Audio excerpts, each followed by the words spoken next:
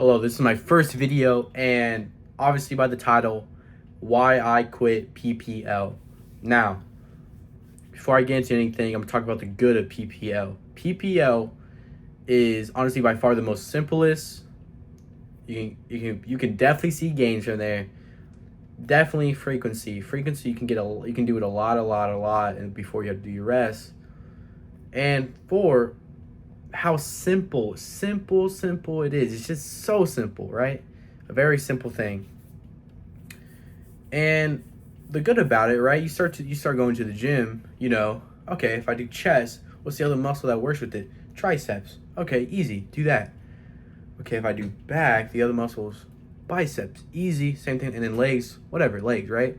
And yes, it's a very popular split for good reason, but the one thing that's definitely takes the cake on why there's better splits out there, and if you're becoming more and more advanced lifter, why we should retire it. Now, I'm not gonna say it should be vaulted, whatever. No, newbie gain, especially we've been working the first couple of years.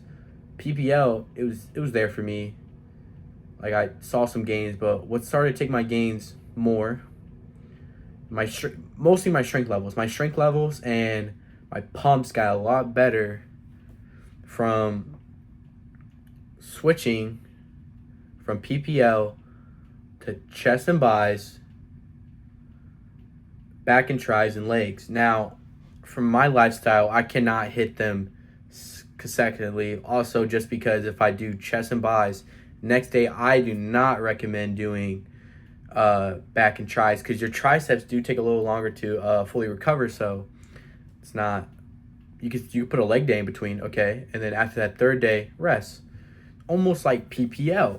But what's more better about it, in my personal opinion, is giving your secondary muscle a break. When I give my secondary muscle a break, I have got my any type of exercise I was doing, my reps and the weight has gone way up. So if I were to try to curl what I used to do during PPL, I'm already going 15 pounds up, and I only switched a couple weeks ago.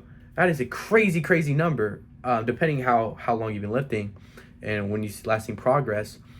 But the reason I'm bringing this up is because that just goes to show, when you give these other muscles time to rest, and I don't really use biceps when working out chest, so my biceps are fresh, right?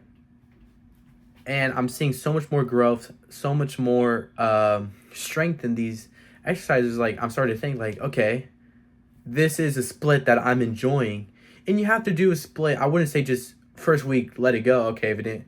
No, you got to give it some time. You really got to give it some time, especially if you've been lifting for a while. So, seeing this is why I am saying I quit PPL. Now, if you do PPL, I'm not saying it's bad. No, I see some good in it. But doing this new split, I did lower down a little, just because my lifestyle, like, I wrestle. So when I have to do multiple wrestling practice, or just when the time flies, or whatever I have going on through that day, I won't hit it every day, but I definitely have seen some growth from it. Now, that would pretty much be the end of this video. A recap is, PPL is still good. I like how simple it is and its effectiveness. But if you want to see extra gains, and if you're just not feeling it anymore because your biceps are sore, your triceps are sore, right, from at the end of your push or pull day, switch. And if you don't like it, it's whatever, but there's no way you're not gonna like it. You're definitely gonna see some progress, right?